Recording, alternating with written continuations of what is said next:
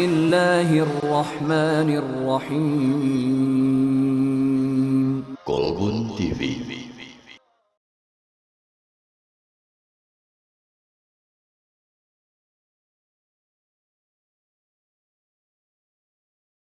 Bismillahirrahmanirrahim. Hamdan wa syukran lillah alladzi la haula wa la quwata illa billah. Asyhadu an la ilaha illallah wahdahu la syarika lah wa asyhadu anna Muhammadan abduhu wa rasuluh alladzi la nabiyya ba'dah, amma ba'd. Wa qala Allah tabaraka wa ta'ala fil Qur'anil Karim, a'udzu billahi minasy syaithanir rajim. Fa amma man a'ta wattaqa wa saddaqa bil husna fasanuyassiruhu lil yusra.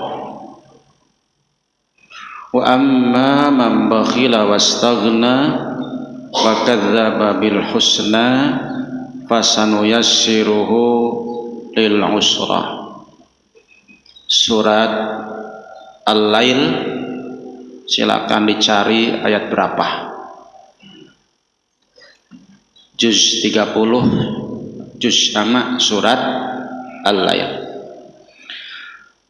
Alhamdulillah, biidznillah, Allah masih mempertemukan kita di pagi hari ini di pekan yang kedua. Mudah-mudahan sisa jatah kenikmatan hidup yang Allah berikan kepada kita, kita bisa gunakan sebaik mungkin untuk lebih dekat kepada Allah demi persiapan menyambut kedatangan malaikat maut yang akan mengambil, mencabut ruh kita. Bersyukur masih diberikan kesehatan, kesadaran, keimanan. Mudah-mudahan iman kita walaupun tak naik tapi bisa stabil. Untuk naik rada susah zaman kita untuk naik iman itu, tapi bukan berarti pesimis. Diperjuangkan untuk bisa nambah iman dengan cara berbagai amal soleh kita lakukan, terutama thalabul ilmi, karena thalabul ilmi adalah satu upaya untuk ibaratnya menyiram tanaman. Tanaman bila tak disiram musim kemarau pasti mati. Iman pun demikian, bila tak disiram dengan thalabul ilmi maka bisa mati, bisa yankus, terus berkurang walaupun sholat. Ikhwat iman, oleh karena itu kewajiban thalabul ilmi sampai mati ya. Tak ada untuk punya alasan tak ngaji, tak mencari ilmu berapapun usia kita. Baru berhenti kita belajar ketika batas jatah umur kita sudah habis. Maka Rasul perintahkan kita harus menjadi satu di antara tiga pilihan. Kun aliman, au muta'alliman, au mustami'an. Jadilah orang yang berilmu, yang bisa mengamalkan dan mengajarkan. Kalau nggak bisa, muta'alliman, jadi santri begitu yang sibuk mencatat dan menghafal, mendengarkan. Kalau nggak bisa, mustami'an, jadi pendengar saja, pendengar yang setia. Nah, kita ini jadi mustami'an, Pak. Kelompok ketiga, mendengarkan dengan baik. Kecuali kalau tidur, berarti nggak masuk gitu. Kalau tidur nggak masuk. Mustami'an. Jangan jadi yang keempat, apa? Jadi aliman tidak, muta'aliman tidak gitu. Kemudian mustami'an juga tidak. Harus ambil satu di antara tiga pilihan itu. Dan kita sudah masuk pada pilihan yang ketiga, mustami'an. menyimak dan memperhatikan itu adalah menjadi satu wasilah untuk keberuntungan kita. Ngerti atau tidak, dapat atau enggak ilmunya, ya Allah sudah kasih pahala. Tak wajib ngertinya Pak, tapi wajib belajarnya. Ya, tak wajib ngertinya, tapi wajib belajarnya. Nanti kalau ngaji nggak ngerti-ngerti, berhenti. Karena punya pemahaman wajib ngerti. Kadang ngerti itu setelah pulang dari sini. Oh iya, bener ya begini. Ketika ngaji ya blank saja gitu, tidak ngerti. Kadang seperti itu. Nah, ikhwatu iman, maka tidak ada ruginya lah kita hadir, ngerti atau tidak ngerti. Kenapa? Pahala malaikat menaungi dengan sayapnya, Allah ridho dengan duduk kita dan lain sebagainya. Ya, ladang pahala duduknya adalah fisabilillah, berangkatnya fisabilillah, itu sebuah nilai-nilai dari Allah yang harus kita imani, dapat atau tidak dapat ilmu itu. Ya, tentu saja kita berharap mendapatkan ilmu. Ikhwatu iman, pada kesempatan pagi hari ini sedikit kita mengambil ilmu Allah yang sangat luas, yang rumit untuk kita pahami, tapi kita belajar. Fa'amma man a'ta wattaqa wa saddaqa bil husna fasanuyassiruhu lil yusra. 3 ayat aja dulu. Adapun orang yang mendermakan hartanya, sedekah di jalan Allah, serta bertakwa dan membenarkan adanya pahala terbaik yakni surga, maka Allah mudahkan untuknya meraih kebaikan, meraih keberuntungan, meraih surganya Allah Subhanahu wa taala. Ini terjemahan seperti itu. Nah, ikhwatu iman, para ulama ahli tafsir menjadikan ayat ini sebagai ayat takdir. Ya, ayat takdir. Nah, terkait dengan takdir ini rumit kita pahami Pak. Bab takdir itu dijelaskan sejelas-jelasnya tapi tidak jelas. Ya, diterangkan seterang-terangnya bisa mungkin dijelaskan tapi tidak jelas. Jadi untuk bab takdir mendingan tidak dijelaskan, jelas. Itu. Karena takrif dari takdir itu adalah tahdidu kulli makhluk. Tahdid, ketentuan, batasan untuk semua makhluk, bukan hanya untuk kita. Takdir itu untuk semua makhluk, ketetapan, batasan, ketentuan untuk semua makhluk bihadhil ladzi yujad min hasanin wa qabhin wa naf'in wa dharrin wa ghairihim, baik berupa baik dan berupa yang buruk, dengan kadar tertentu, ketentuan tertentu, batas tertentu, dan cocok untuk sesuatu yang diberikan takdir itu. Jadi takdir untuk likulli makhluk, untuk semua makhluk, bukan hanya untuk kita. Ambil pohon pisang, buah pisang umpama. Pisang, kita ambil bagian buahnya, itu sudah takdirnya Allah. Ada macam-macam pisang Pak ya. Ya, ada pisang emas. Nah, pisang apa lagi? Pisang muli, ya, pisang tanduk. Ada kontak pisang yang melengkung gede tuh Pak. Pisang tanduk. Ada pisang raja, ada pisang rakyat, ada pisang Ambon, pisang Cirebon. Macam-macam pisang itu. Allah takdirkan setiap pisang itu beda-beda, baik dari segi rasanya ataupun kemasannya. Kulit untuk pisang Ambon seperti apa, isi dagingnya seperti apa, ya kan? Pisang raja kulitnya tidak akan sama dengan kulit pisang Ambon. Nanti isinya pun, dagingnya pun tidak akan sama rasanya dengan pisang yang lainnya. Itu semuanya adalah tahdidu kulli makhluk, ketentuan sesuatu yang sudah Allah tentukan untuk semua makhluk. Kita ini sudah ditahdid sama Allah, ditentukan, ditakdirkan.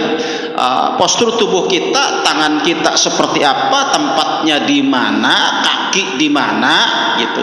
Kaki di bawah, tangan di atas, tidak tangan di bawah, kaki di atas, tidak. Telinga harus di pinggir, jangan dipas di depan muka.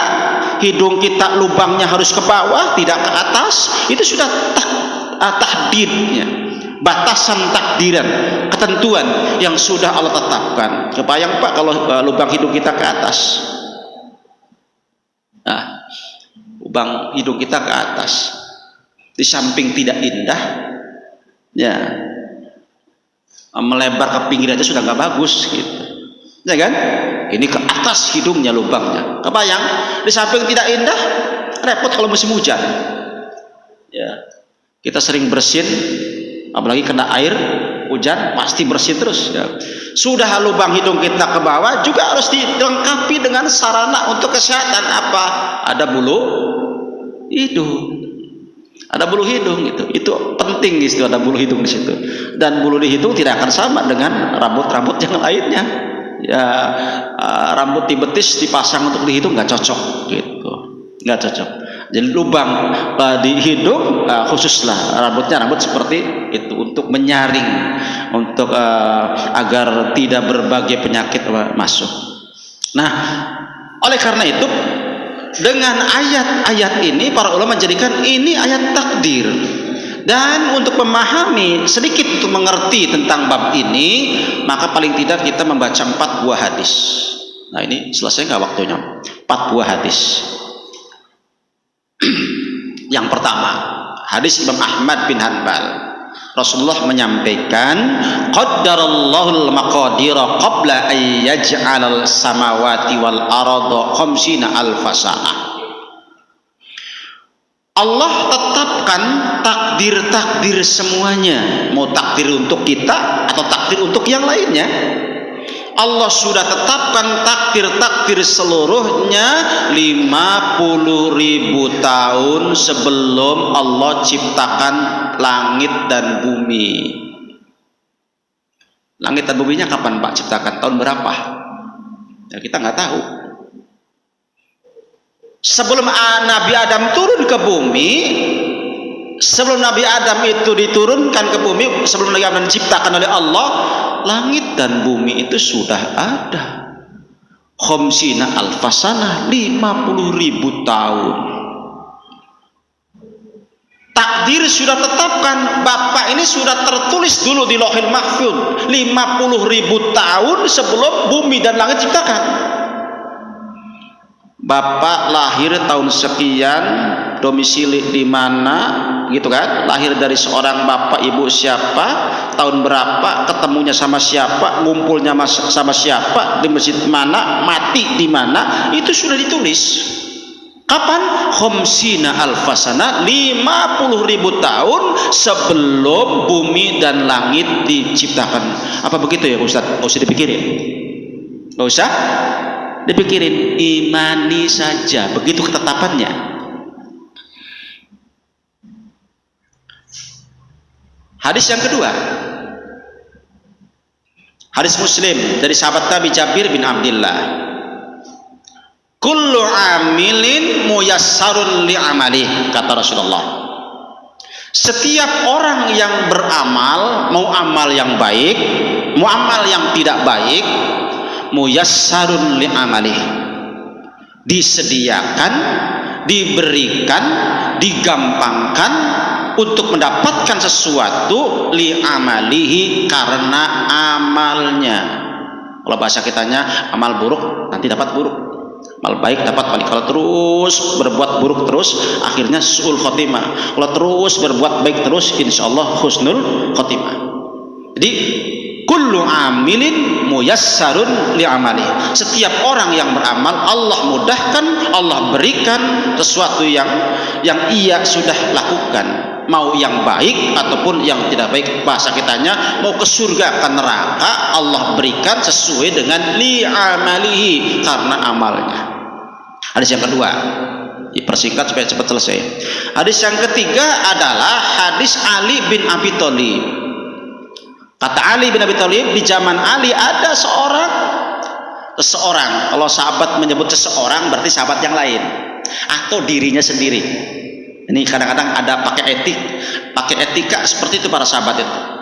Untuk menghilangkan unsur ingin dipuji agar orang tidak memujinya, maka menyampaikan ada seseorang. Ya, padahal dirinya padahal dirinya, atau betul seseorang, berarti yang diceritakannya adalah sahabat yang lain. Kata Aisyah, di bulan Ramadan Rasulullah lagi saum, Rasul mencium salah seorang istrinya. Aisyah yang cerita, pada bulan Ramadan, ya kan, Rasulullah di siang hari mencium salah seorang istrinya. Yang cerita Aisyah. Siapa yang dimaksud seseorang itu? Seorang istri itu dirinya. Cuman dia tidak mengatakan begini, aku, saya di bulan Ramadan siang hari dicium Nabi. Nggak begitu. Itu tidak bagus.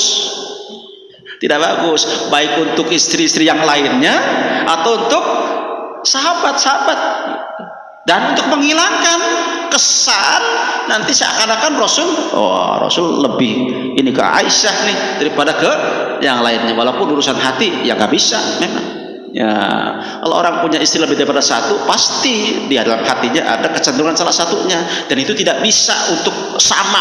Untuk urusan bagi gilir malam dan nafkah bisa sama, urusan hati tidak bisa, kata Rasulullah. Ya, kata Rasul tidak bisa. Ketika Aisyah bertanya, ya Rasulullah, engkau senang yang mana, ladang yang sudah digembalai atau yang belum? Kata Rasulullah, aku senang ladang yang belum digembalai. Apa maksudnya? Nah, Rasulullah nikah sama Aisyah gadis, sama yang lain. Nah itu, jadi pintar Aisyah ya. Pertanyaannya. Jadi para sahabat, istri-istri Nabi dalam bertanya begitu, betul-betul logikanya luar biasa. Ummu Salamah umpamanya, ya Rasulullah, kalau ada seorang wanita, seorang istri, suaminya lebih dari satu, wanita itu ahli surga, suaminya semuanya ahli surga, nanti di surga sama siapa? Sama suami yang mana? Itu pertanyaan untuk dirinya, untuk Ummu Salamah, tidak untuk yang lain. Kenapa? Karena Ummu Salamah sebelum nikah sama Rasulullah nikah dengan Abu Salamah. Dia bingung nanti di surganya sama Rasul atau sama Abu Salamah. Dia bingung. Tanyakan ke Rasulullah, ya Rasulullah, kalau ada seorang istri punya suami lebih daripada satu, semuanya suaminya ahli surga, dianya ahli surga, nanti sama suami yang mana? Ya karena di surga juga perempuan itu suaminya satu, Pak. Kalau laki-laki kan dunia akhirat gitu ya, dipersilahkan. Akhirat apalagi gitu ya. Apa jawaban Rasulullah? Wanita istri itu pasti disuruh untuk memilih mana dari sekian suaminya itu, dari suami itu yang baik akhlaknya. Rasul kata begini, kamu nanti sama aku, tidak, ya kan? Kamu nanti sama saya karena saya lebih baik daripada suami yang almarhum itu, tidak. Wanita itu, istri itu akan disuruh untuk memilih mana di antara suami-suaminya yang paling baik akhlaknya.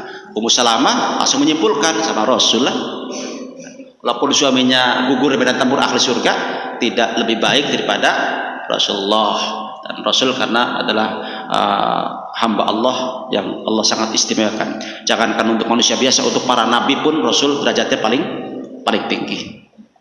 Jadi kata Ali bin Abi Thalib, ada seseorang di zaman Nabi yang kemudian sesudah mendapatkan penjelasan dari Nabi, kata Nabi, orang ketika 120 hari umurnya sudah dicatat makadnya, tempatnya, finnar au fil jannah, di surga ataupun di neraka. Ketika umur kita 120 hari, siapapun sudah ditulis, sudah dicatat tempatnya di surga ataupun di neraka. Sahabat bingung. Ini sahabat saya bingung, apalagi kita. Kata Ali bin Abi Thalib, ada seorang sahabat kemudian bertanya, ya Rasulullah, afala natakkilu ala kitabina wa nadarul amal? Ya Rasulullah, boleh tidak kita ini pasrah saja, tidak perlu beramal soleh? Kenapa? Faman kana minna min ahli sa'adah fayasiru min ahli sa'adah wa man kana min ahli saqo fayasiru min ahli saqo.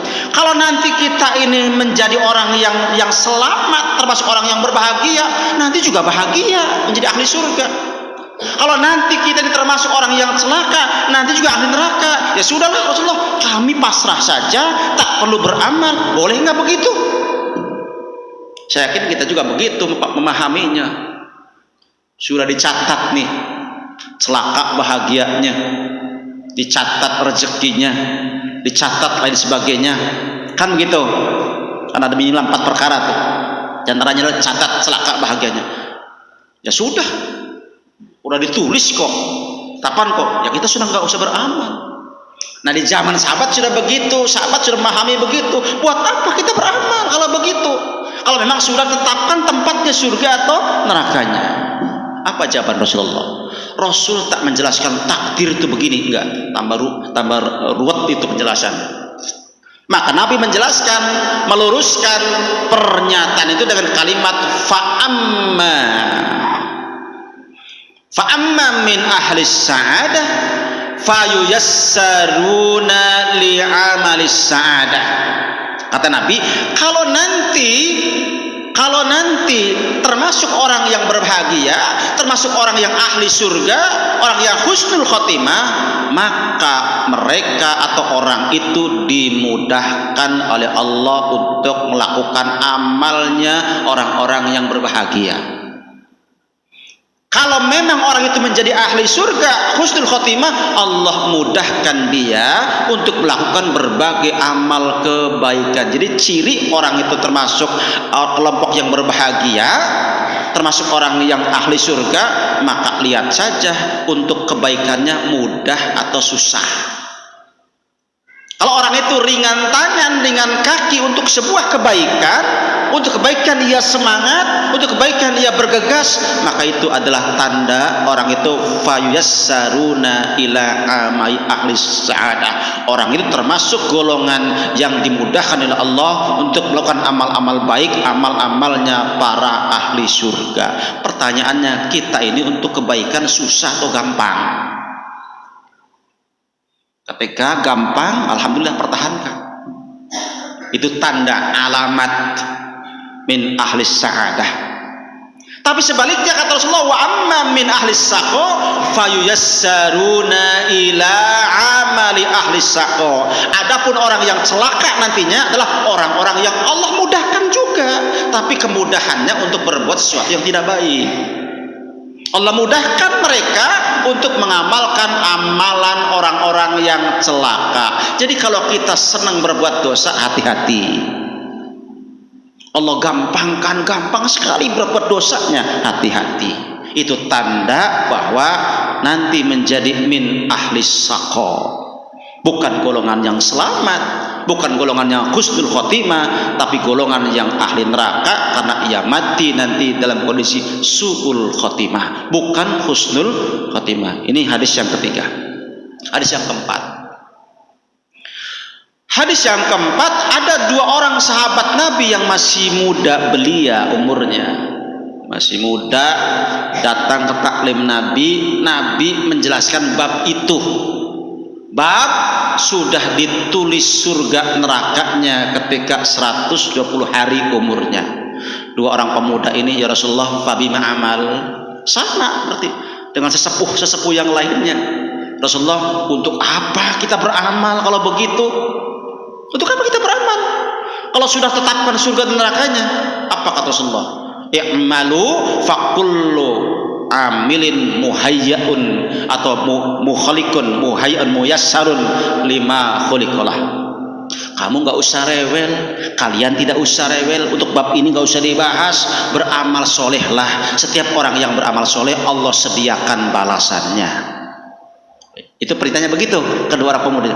Setelah mendapatkan penjelasan begitu dari Nabi, apa komentar 2 pemuda ini? Fal'an najidu wa na'mal. Kalau begitu Rasulullah, sekarang kami akan bersungguh-sungguh untuk beramal soleh agar Allah mudahkan kematiannya untuk menggapai husnul khotimah. Jadi apa sahabat memahami untuk bab yang tadi? Ada saya katakan, lupakan catatan kita. Sudah ditulis bahagia dan celakanya, surga dan nerakanya, lupakan itu. Toh karena kita juga nggak tahu. Siapa dari kita yang sudah tahu? Pak, saya mah sudah ditulis ahli surga. Tahu dari mana? Bocorannya dari mana? Karena kita nggak tahu catatan kita ini, maka lupakan kata Rasulullah. perintah kedua sahabat, beramallah amal soleh, Allah akan sediakan setiap amal soleh balasannya, Allah akan mudahkan. Dan sesudah dapat penjelasan begitu, apa komentar dua pemuda ini? Fal'ana najidu wa na'mal. Sekarang ya Rasulullah, kalau begitu kami akan bersungguh-sungguh untuk beramal soleh, untuk menyambut dan menggapai keridhaan dengan akhir husnul khotimah. Jadi ya kita pun sama, lupakan itu. Mari kita bersungguh-sungguh untuk beramal soleh agar Allah mudahkan kita untuk meraih surganya. Sesudah Rasul jelaskan, Rasul bacakan ayat, fa amman a'ta wattaqa wasaddaqa, ya, wasaddaqa bil husna fasanuyassiruhu lil yusra, wa amma man bakhila wastagna wa kadzdzaba bil husna fasanuyassiruhu lil usra. Adapun orang yang mendermakan hartanya di jalan Allah, orang yang rajin sedekah, wattaqwa dan bertakwa. Takwa yang paling pas untuk memahami adalah dengan makna ikhtiyat, kehati-hatian. Orang yang hati-hati berarti orang yang takwa, hati-hati untuk tidak melanggar kepada aturan Allah, hati-hati untuk tidak berbuat dosa, itulah orang yang takwa. Wasaddaqa bil husna, ini pondasi utamanya. Wasaddaqa bil husna, membenarkan pahala terbaik berupa surga, yakni bab kadar keimanannya tentang akhiratnya harus punya nilai yang istimewa. Apa yang ada pada Allah, apa yang ada di Allah di akhirat itu lebih jauh lebih baik daripada apa yang kita punya sekarang. Ditanamkan, apa yang ada pada kita tidak lebih baik daripada apa yang ada pada Allah. Maka orang beriman mencarinya apa yang ada pada Allah. Kita sering dengar 2 rakaat qabliyah subuh lebih baik daripada dunia dan isinya. Apa maknanya? 2 rakaat qabliyah subuh itu apa yang ada pada Allah, sesuatu yang sudah Allah sediakan, keistimewaan pahalanya, dan untuk semua kebaikan, bukan hanya 2 rakaat saja tapi yang lainnya juga sama. Maka satu kalimat la ilaha illallah juga sama, itu lebih baik daripada dunia dan seisinya. Artinya semua kebaikan untuk akhirat, untuk menggapai apa yang ada pada Allah, jauh lebih baik daripada apa yang kita punya sekarang. Yang kita punya sekarang apa? Harta mau ditinggal, harta sebanyak mau ditinggal, jabatan lepas, bahkan kita akan datang menghadap Allah, akan mati kita. Maka berharap kepada Allah untuk mendapatkan apa yang ada di sisi Allah, tidak untuk semata-mata urusan dunia. Nah, hadis terakhir ada sabda Rasulullah dalam beberapa kitab-kitab hadis. Rasul tegaskan bahwa ad-du'a yaruddul qada. Doa itu bisa merubah ketetapan yang sudah ditentukan. Ditulis, kita umpamanya ditulisnya miskin, itu bisa kaya, kita bisa kaya dengan doa dan usaha, walaupun mungkin nanti miskin lagi gitu, ya kan. Ditulis celaka, mau celaka urusan akhirat, mau celaka urusan dunia. Celaka urusan dunia umpama ditulis bapak sakitnya ini karena kehujanan, jam sekian, hari apa, di mana, ditulis secara takdir begitu. Itu bisa robah, tidak jadi sakitnya karena ketika kita kehujanan kita baca doa, Allahumma shayyiban nafi'a, ya Allah jadikanlah hujan ini manfaat. Jadi nggak jadi itu sakit itu. Kenapa? Karena ad-du'a yarudul qada. Doa bisa merubah ketetapan takdir yang sudah ditentukan, bisa robah. Makanya ulama bagi dua, ada takdir yang bisa berubah, ada yang tidak. Nah, ada takdir mubrom, ada takdir mu'allaq, istilahnya begitu. Yang mubrom contohnya apa? Kematian. Bab kematian tak bisa robah. Bapak jangan coba-coba umur sekarang sudah 80 tahun minta 100, nggak bisa. Ya, nggak bisa. Tercatat bapak meninggal 70 tahun, meninggal. Tidak akan robah dengan doa kemudian minta panjang umur menjadi 100, tidak. Ini takdir mubrom, bukan mu'allaq. Para ulama begitu membaginya. Jadi ya sudahlah, urusan Panjang umur itu jangan dipahami sekarang kita umur berapa, nanti setelah berdoa kita nambah jatah nikmat hidupnya. Tidak. Panjang umur itu bukan begitu. Panjang umur itu adalah orangnya sudah meninggal dunia tapi pahalanya tidak putus. Itu namanya panjang umur. Rasulullah umurnya nggak panjang, 63 tahun. Tapi Rasul dikatakan oleh Allah panjang umur dia, Rasulullah. Kenapa? Wa inna laka ajran ghairu mamnun. Kok Muhammad dapat pahala yang tidak pernah berhenti. Kenapa? Jasanya yang sangat luar biasa. Jadi panjang umur itu bukan nambah jatah kesempatan hidup kita. Nah, ini salah doa kita kalau begitu. Panjang umur itu berapapun umur kita meninggal tetapi pahalanya tidak berhenti Allah kasih karena satu, ada sedekah jariyah. Dua, punya anak yang soleh. Tiga, ilmu yang ia amalkan, yang ia ajarkan, itu menjadi ladang pahala. Itulah yang membuat umur jadi panjang. Umur-umur umat terdahulu, nabi terdahulu panjang-panjang, tetapi pahalanya tidak mengungguli pahala nabi yang umurnya cuma 63 tahun.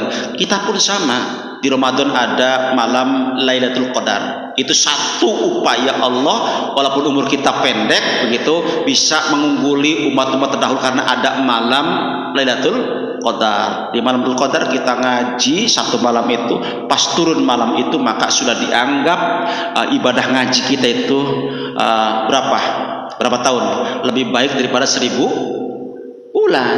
Kan begitu ya? Inna anzalnahu fi lailatul qadr wa ma adraka ma lailatul qadri khairum min alfi syahr. Lalu yang di dapur ibu lagi masak untuk saum keluarganya, dianggap masaknya sudah 83 tahun atau 1000 bulan lebih. Masak untuk suami, untuk keluarga, itu ibadah.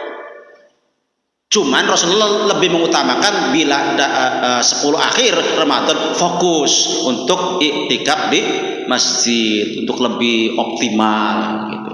Jadi malam itu bisa didapatkan oleh siapapun gitu yang malamnya melek, tapi untuk kebaikan. Untuk kebaikan. Ibu di rumah lagi datang bulan tapi lagi masak untuk yang sahur. Lagi datang bulan padahal, ya kan? Allah berikan pahalanya kalau betul itu masaknya karena Allah. Allah berikan pahala. Dianggap sudah masak 83 tahun kurang lebih atau lebih daripada 1000 bulan. Karena itu kebaikan yang mana yang lebih baik yang Allah berikan itu untuk umat Islam, tidak untuk umat-umat lain, dan itu akan terjadi di setiap tahun. Hanya mesti kita lebih optimal lah. Ramadan akan datang, kita mungkin lebih diutamakan untuk yang belum pernah itikaf, cobalah itikaf. Kapan lagi? Barangkali tahun depan umur kita nggak akan nyampe, Pak. Mungkin ya, digunakan sebaik mungkin. Kembali kepada ayat ini, kenapa disebutkan fa'amma man a'ta wattaqa wa shadaqa bil husna? Karena ini amalan pokok. Agar nanti berakhir dengan min ahli sa'adah, kelompok yang berbahagia, yang Allah mudahkan menjadi ahli surga. Maka 3 amalan pokok ini harus dipertahankan. 1, bab sodako. Bab harta itu menentukan orang itu husnul khotimah atau tidak. Baca Al-Munafikun terakhir. Wa anfiqu mimma razaqnakum min qabli ayyatiya ahadakumul maut fayaqula rabbi laula akhartani ila ajalin qarib. Kata Allah, berinfaklah kalian sebelum datang. Berinfak kalian dari rezeki yang kami berikan kepada kalian sebelum datang kematian. Bila datang kematian, ia akan menyesal dan mengatakan, fayaqulu rabbi laula akhartani ila ajalin qarib. Ya Allah, tolong undurkan, tolong beri tangguh sebentar saja. Kami nanti akan sedekah, kami nanti akan beramal soleh, kami nanti akan menjadi orang-orang yang soleh. Minta diundurkan kematiannya, akan sedekah. Berarti sebelum matinya pelit gitu. Wattaqwa, bertakwa, penting bertakwa itu. Wasadaqah bil husna, pondasi utama tentang akhiratnya harus dipupuk, harus yakin bahwa akhirat adalah kehidupan kita selanjutnya, itu adalah kehidupan yang hidup sebenarnya adalah di akhirat. Ini dipertahankan, imannya dipertahankan, takwa diperkuat, kemudian bab hartanya harus hati-hati. Maka bila terbiasa akhto, terbiasa wattaqo, terbiasa wasoddaqo bil husna, maka insyaallah akan Allah mudahkan untuk meraih jannah surganya Allah. Allah mudahkan untuk menjadi husnul khotimah. Allah mudahkan menjadi golongan-golongan yang akan berbahagia nanti pada hari yaumul qiyamah. Itu saja barangkali mengerti, alhamdulillah. Tidak ngerti tidak apa-apa, karena saya juga sama tidak ngerti. Ya, mangga bila ada pertanyaan, tapi tanya yang ngerti aja, tanya pertanyaan yang bisa dimengerti, jangan bertanya yang sesuatu yang saya tidak ngerti. Baik, barakallah. Kita lanjutkan ke sesi tanya jawab. Barangkali ada yang ditanyakan seputar takdir atau yang lain barangkali.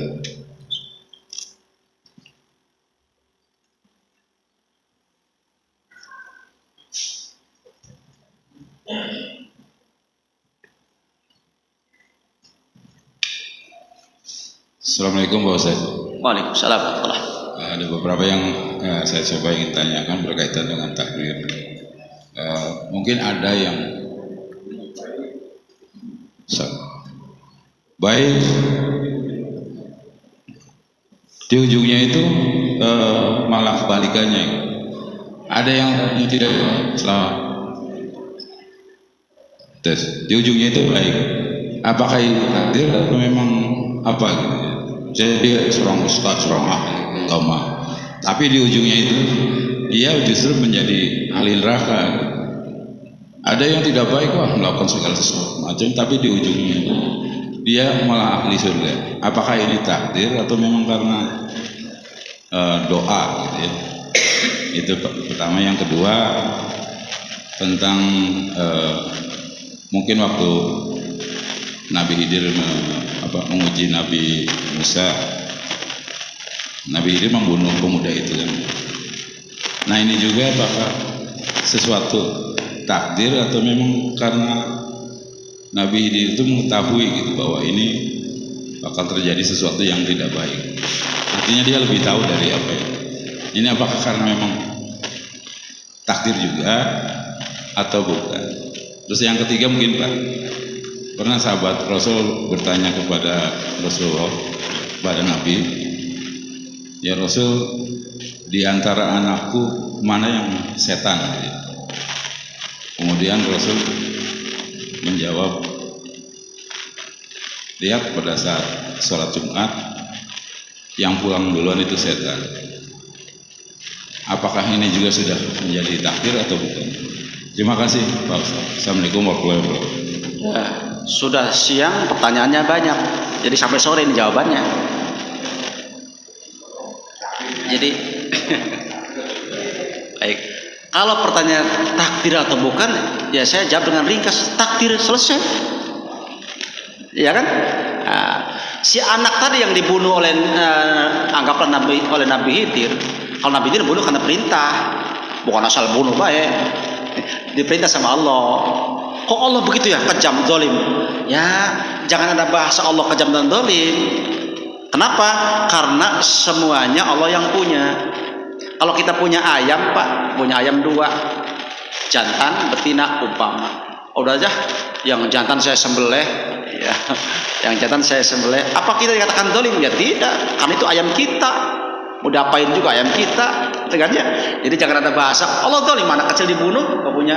Nah, justru itu bijaksana, sangat bijaksana. Kenapa? Anak itu dibunuh menjadi ahli surga, ya kan? Karena belum balik.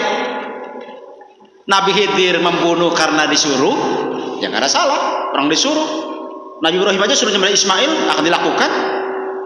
Ada perintah Allah, ya kan? Kemudian kenapa dibunuh anak itu? Allah Maha tahu. Ini kalau sampai dewasa ngeruksak kesolehan orang tuanya. Allah Maha tahu. Supaya orang tuanya selamat, supaya anak ini juga selamat, orang tua ahli surga, anak juga ahli surga. Begitu caranya Allah memutuskan. Dan kita nggak boleh protes karena begitulah. Jadi matinya anak itu ya takdir lah. Takdirnya begitu. Termasuk kita. Ini takdir kita ya begini ini gitu. Sampai sekarang ini takdir kita gitu. Takdir kita bapak ketemu saya ketemu bapak. Itu takdirnya begitu, sudah tertulis gitu. Jadi gimana? Gak usah dipikirin. Ya, gak usah dipikirin. Jadi yang semua terjadi itu adalah takdir. Taat dari awal sul khotimah. Taat dari awal, terakhirnya korupsi, mati habis korupsi. Sul khotimah kan? Itu kan. Itu tidak masalah. Itu tidak akan menyalahkan, sudah takdirnya begitu. Ya, mungkin kurang upaya doanya kurang. Yang namanya orang senang korupsi, kayaknya doanya juga ngambang. Nggak dikabul juga doanya, ya kan? Jadi semuanya kullu amilin muyassarun li amali. Semuanya bisa begitu karena amalnya, karena perjuangannya, doanya dan sebagainya tidak ada atau tidak diterima sama Allah karena memang kelakuan seperti itu. Makanya tadi kuncinya fal'ana najidu wan amal, kata dua pemuda, kalau begitu kami akan bersungguh-sungguh untuk takwa dan beriman kepada Allah, untuk kemudian beramal soleh. Jadi semuanya kita ini menjalani takdir apapun, karena arti takdir tadi ketetapan, ketentuan yang sudah Allah atur. Untuk apa? Untuk apapun, untuk siapapun, termasuk untuk kita, termasuk yang tadi yang ditanyakan, semuanya berjalan pada takdirnya. Maksiat terus terakhirnya husnul khotimah. Ya, pernah satu riwayat dalam kitab Riyadhus Shalihin, ada orang sudah membunuh 99 orang. Orang hebat, bukan hebat ya, jadi algojo luar biasa gitu orang ini nih. Senangnya bunuh, jadi bunuh itu sudah menjadi gatel tangan tuh kalau nggak bunuh tuh, gitu. Dikit-dikit bunuh. Gitu. Ya kita sekarang juga sama, dari drama itu dikit-dikit tawuran, dikit-dikit bacokan, gitu kan? Kan begitu, gatel tangan itu kalau tidak bunuh. Perjalanan terus ia jalani, kemudian dia ingin taubat. Nah, ingin taubat itu dari mana? Di Lauhil Mahfudnya, di takdirnya ketika 120 tercatat Anda ahli surga umpama. Ternyata ketika hidup dia ngaco sampai akhir hayat, sampai kemudian dia pada umur tertentu yang sudah tua, kemudian dia bertobat. Bukti tobatnya mana? Tanya kepada ahli agama, tanyalah ke pendeta, tanyakan, ini saya begini dosanya, kalau saya bertobat ya benar tidak? Oh, kalau begitu tidak akan, Allah tidak akan mengampuni dosa yang seperti itu, dibunuh lagi itu pendetanya. Sehingga menjadi 100, tapi tetap ingin dapat jawabannya yang benar. Kenapa dibunuh pendetanya? Karena sudah gatel tangan, apalagi jawabannya tidak mengenakan, ya sudah. Jawaban enak aja belum tentu enak, ya, apalagi jawabannya tidak enak, dibunuh lagi lah. Sampai ketemu dengan seorang ulama dan dapat jawaban, Allah Maha Pengampun, sebanyak apapun, sebesar apapun dosanya, pasti Allah akan mengampuni kalau Anda bertobat. Nah, ini jawaban yang pas, nggak dibunuh ini mah, karena enak di hati. Tapi Anda harus menempuh perjalanan di daerah tertentu. Anda diam di situ karena di sana mukim penduduknya itu istimewa keimanannya, agar iman Anda terjaga, agar tidak kena pengaruh. Kalau Anda balik lagi ke tempat semula, Anda akan menjadi orang begitu lagi. Udah Anda di tempat yang barokah, yang Allah barokah, apa, negeri yang beriman dan bertakwa, di situ Anda tinggal, agar nanti bisa membawa dan bisa mewarisi iman mereka, bisa terbawa dengan lingkungan yang baik. Tempuhlah perjalanan, belum sampai sudah meninggal dunia, bahkan jaraknya masih jauh ke sana daripada ke tempat tujuannya. Malaikat rahmat dan adab diskusi, ini bagaimana, walhasil kesimpulannya Allah menerima taubatnya, alias menjadi ahli surga. Jadi bab bertobat itu walaupun belum pas dia mengerjakan seluruhnya, asal sudah betul-betul berjuang, maka sudah dianggap orang bertobat.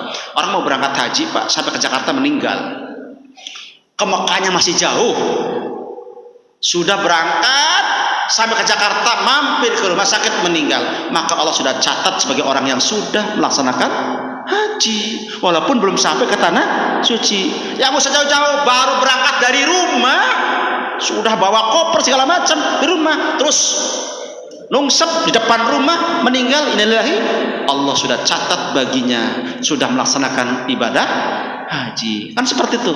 Jadi tidak menentukan jaraknya jauh kemana nih, Pak, tidak. Itu hanya cerita saja. Artinya kita bisa putuskan bahwa untuk urusan bab itu tidak melihat jaraknya jauh kemana-kemananya. Yang penting sudah ada itikad yang kuat dengan berusaha untuk bertobat kepada Allah. Jadi semua yang tanyakan semuanya dalam masuk pada bab takdir, karena takdir adalah ketetapan, keputusan yang sudah Allah tuliskan untuk semua makhluknya. Cukup? Ya puas tidak puas dipuasin aja, ngerti nggak ngerti di ngertiin aja. Bab takbir mah pasti nggak ngerti, mendingan usah dibahas karena sudah siang. Akhir kalam, wassalamualaikum warahmatullahi wabarakatuh.